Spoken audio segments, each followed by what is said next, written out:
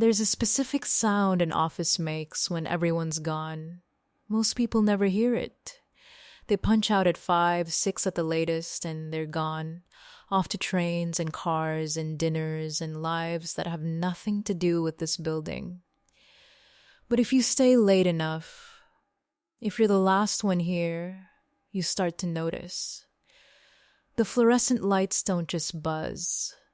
They hum. A low electric thrum that vibrates in your teeth if you listen too long. The air conditioning kicks on and off in cycles, sighing through the vents like the building itself is breathing. And every few minutes, there's a distant ping from the elevator lobby, as if the building is checking in with itself, making sure everything's still running. I knew that sound well. I was the one who stayed late. Not because I had to, not really.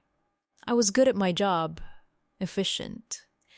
I could have finished my work by 3 if I wanted to. But I didn't want to. Because finishing meant going home. And going home meant, well, it meant being alone in a different kind of quiet. My name is Miranda. Most people call me Mira. I was 34 years old, a senior analyst at a mid-sized financial firm, and I had perfected the art of looking busy while waiting for something to happen. That night, the night I'm about to tell you about, I looked at my clock and saw 8:47 p.m. And I smiled.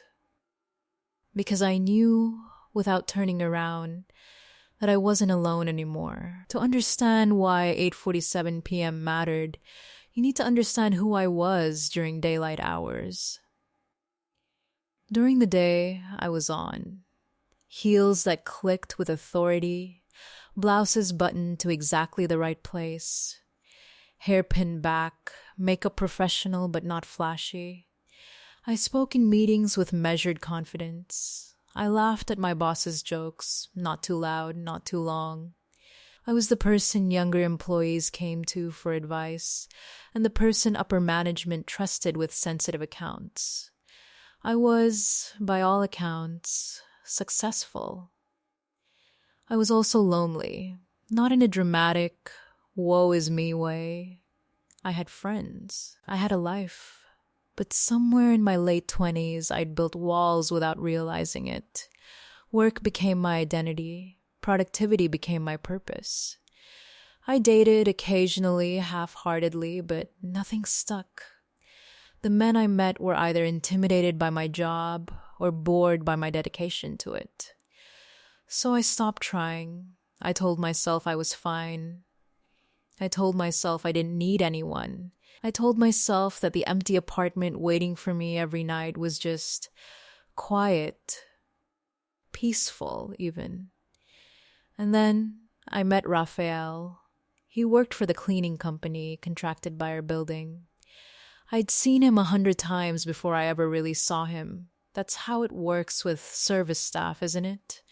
They're invisible, part of the furniture. You step around their mops, ignore their vacuums, maybe mutter a polite excuse me if you make eye contact.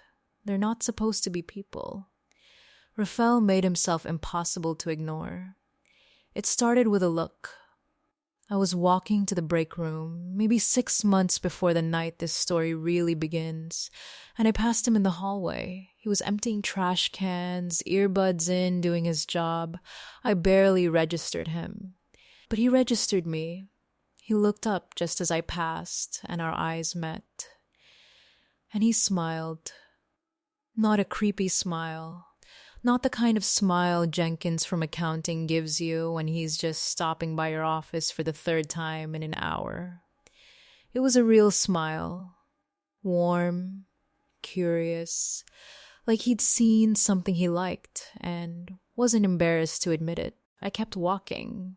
Of course I did, but I felt that smile on my back all the way to the break room. The next week, it happened again. Different hallway, same smile. This time he nodded, a small, respectful dip of his chin, like we were in on a secret together. I nodded back, because I'm polite, because that's what you do. That's what I told myself anyway. After that, I started noticing him everywhere. Not because he was trying to be noticed, he was just doing his job night after night, but because I'd somehow become aware of him. The sound of his cart in the hallway, the low rumble of his laugh when he talked to his coworkers, the way he'd catch my eye through my office window and give that same small nod. It was nothing. It was everything. And I had no idea that he'd been watching me too. The first time we actually spoke, it was an accident. Or at least that's what I pretended. It was almost 10 p.m. I'd been working on a presentation for hours, genuinely working for once, and I was exhausted. My blouse was untucked. My hair had escaped its ponytail. My feet hurt. I needed water or coffee or maybe just a reason to stand up and move. I walked to the break room. He was there. He looked up from the fridge, a case of water bottles in his hands, and he smiled. Not surprised, not awkward, just pleased. Long night, Heffa? His voice was low, warm. That word, Heffa, landed somewhere in my chest and settled there. Boss. It was a joke, a respectful one, like he was acknowledging my position while also, what, flirting? Was that what this was? I laughed before I could stop myself. An actual laugh, not the polite chuckle I used in meetings. You have no idea, I said. He grabbed a bottle from the case, ice cold, straight from the fridge, and handed it to me. On the house, he said. I took it. Our fingers brushed. Just for a second. Just long enough for me to notice that his hands were rough, calloused, nothing like the soft hands of the men in my office. They were workers' hands. Real hands. Thanks, I said. And then, because I didn't know what else to do, I added, I'm Miranda. Most people call me Mira. He nodded. I know. I should have left then. Should have taken my water, smiled politely, walked back to my office. That would have been normal. Professional. Instead, I leaned against the counter. How long have you worked here? He smiled, that smile, and said, long enough to know you stay late more than anyone else in this building. We talked for 10 minutes. 10 minutes in a dim break room at 10 p.m. Me in my wrinkled blouse, him in his uniform, and I learned more about him in that time than I'd learned about most of my colleagues in years. He was 19. He was studying business at community college, hoping to open his own auto shop someday. He worked 2 jobs, this one and a morning shift at a garage across town. He lived with his mother, helped support his younger siblings. He had a laugh that made the fluorescent lights feel less harsh. And when I finally walked back to my office, I felt warm. Not because of the water, because of him. After that night, I started finding reasons to stay late. A spreadsheet that needed one more pass. An email I absolutely had to send after hours. A report I wanted to get ahead on. Every excuse was thin, transparent, and I didn't care. Because staying late meant the possibility of seeing him. And I saw him. Not every night. He had other floors, other buildings, but often enough. Twice a week, maybe 3 times. He'd appear in my doorway, leaning against the frame, and ask, Still here, Jeffa? I'd shrug. Still here. He'd bring me coffee from the break room, terrible coffee, burnt and watery, and I'd drink it like it was the best thing I'd ever tasted. He'd tell me about his classes, his mother, the customers at the garage who tried to haggle him down on prices. I'd listen. Actually listen. Not the way I listened to my colleagues, waiting for my turn to speak. I just listened. And somewhere in those quiet nights, the lines started to blur. I noticed things. The way his shoulders filled out his uniform shirt, the way his forearms looked when he rolled up his sleeves, the way his voice dropped when he said my name, not Heffa, but Mira, like it was something precious. Good night, Mira. I started saying it back. Good night, Rafael. It felt like a secret every time. One night, maybe a month after our first conversation, I was walking back from the bathroom when I passed the supply closet. The door was open just a crack, and I heard his voice inside. Not talking to me, talking on his phone. Yeah, I know it's late. I'm almost done. Listen, there's this woman here, one of the office people. Her name's Miranda. I don't know, man. I can't stop thinking about her. I froze. I know I should have kept walking, should have pretended I didn't hear, but my feet wouldn't move. She's older, like a lot older, but I don't know how to explain it. She's real. Everyone else in this building looks right through me, like I'm invisible. But she looks at me, actually looks. And when she says my name, he trailed off. I heard him sigh. I'm crazy, right? I'm just the janitor. I walked away then, quietly, my heart pounding so hard I was sure he could hear it through the door. I went back to my office, sat down, and stared at my monitor without seeing it. He saw me. Not the senior analyst, not the professional, not the title, me. And I realized in that moment that I saw him too. A week later, I was in the conference room on the 9th floor. It was my favorite spot in the building. Floor-to-ceiling windows overlooking the entire city. At night, with the lights glittering below and the darkness pressing against the glass, it felt like floating, like being suspended between two worlds. The world of the office, with its fluorescent hum and its stale coffee, and the world outside, where people were living their real lives. I heard the door open behind me. I didn't turn around. I knew it was him. I'd know his footsteps anywhere by then. The way his sneakers scuffed against the carpet. The way he walked, confident but quiet, like a man who'd learned to move through spaces without disturbing them. You're here late, I said, so are you. I felt him stop just behind me, close enough that I could feel the warmth of his body, not close enough to touch.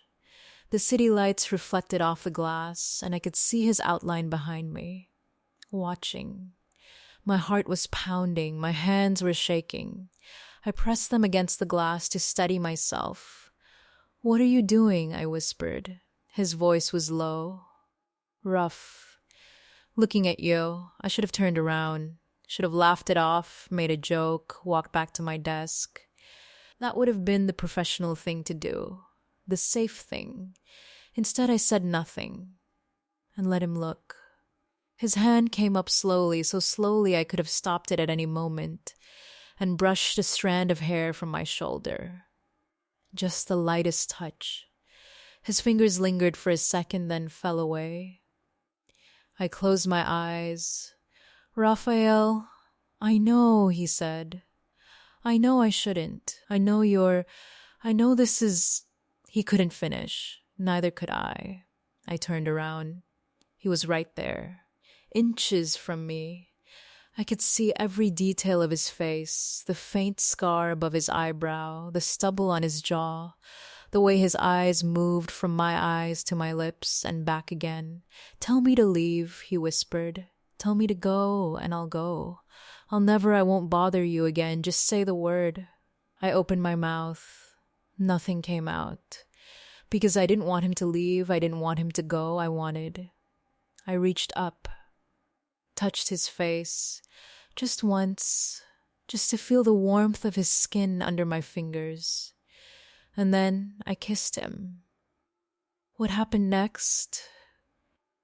I won't give you all the details.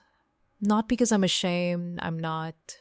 Not because I regret it, I don't. But because some things are meant to stay between two people, in the dark, with the hum of the building as the only witness. But I'll tell you this. I felt alive. For the first time in years, maybe for the first time ever, I felt like I was actually living. Not just existing.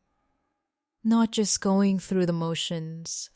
Not just climbing the corporate ladder, checking boxes, collecting paychecks. In those stolen moments, in that empty office, with a boy who had no business touching me, I felt seen, wanted, desperate.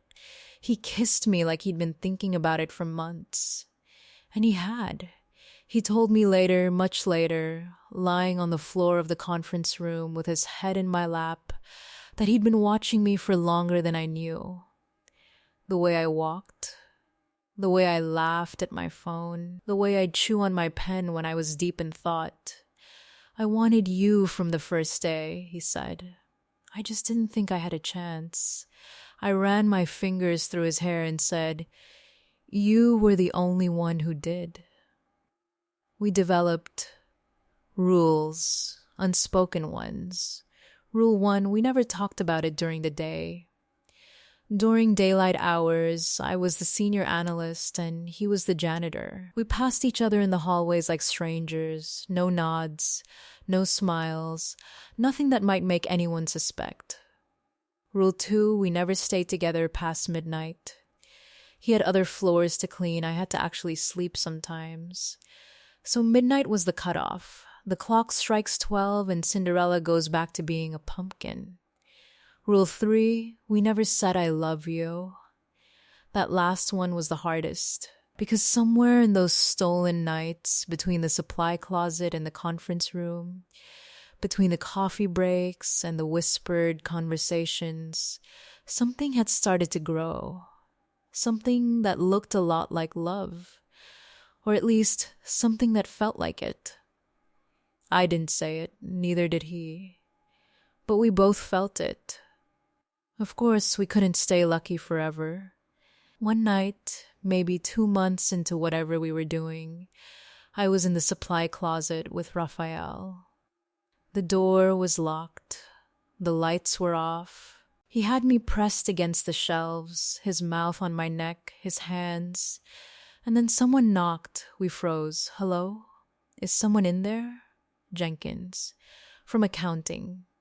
The creep who'd been lingering by my desk for years, making excuses to talk to me, leaving sticky notes on my monitor with little smiley faces. I held my breath. Raphael's hand clamped over my mouth, not hard, just enough to keep me quiet. I saw the light flickering. Jenkins called through the door. Maintenance? Hello? Raphael's heart was pounding against my back. I could feel it. Mine was pounding too. Then, footsteps, moving away. Jenkins was gone. We waited 5 minutes before we dared to move. And when we finally unlocked the door and slipped out separately in opposite directions, I knew we just had a warning. We weren't as invisible as we thought. After that night, things started to change. Not between us, not at first. We were still hungry for each other, still stealing moments whenever we could. But reality had found a crack in our door, and it was only a matter of time before it pushed its way in. I started thinking about the future, about what we were doing, about where it could possibly go. He was 19, I was 34. He lived with his mother. I owned my apartment. He was just starting his life. I was halfway through mine. One night, lying on the floor of the conference room, watching the city lights blink and shimmer below us, I asked him, "What do you want? In 5 years, where do you see yourself?" He was quiet for a long time. Then, "I want my own shop, maybe a house, maybe, I don't know, a family someday." "With who?" He turned his head to look at me. The city lights reflected in his eyes. "I don't know yet," he said.